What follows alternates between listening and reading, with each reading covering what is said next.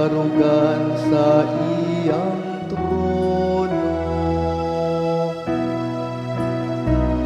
Magsadyaon ta ang maayong mga tao diha sa Ginoo.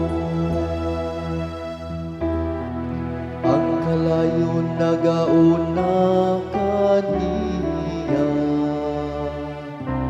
ug nagahurot sa iyang mga kaaway nga nagalibot. Ang iyang mga kilat nagahayag sa kalibutan.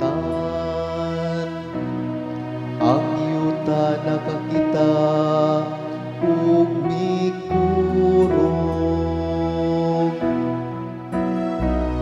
Magsadyaon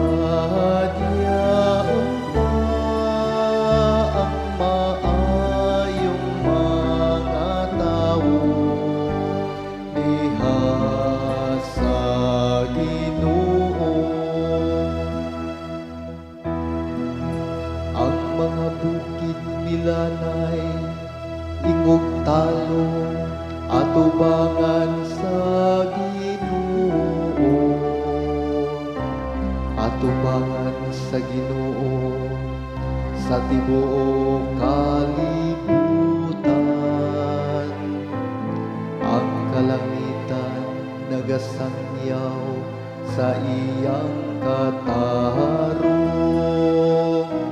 ug ang tanang mga nasod nakakita sa iyang himaya. Magsadyaon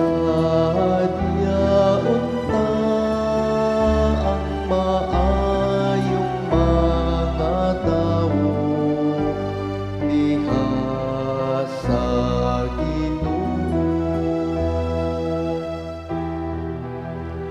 Naulawan ng tanan nga nagasimba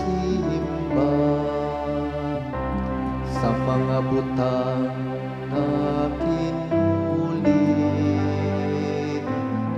nga nagahimaya sa mga butang nga makahawang.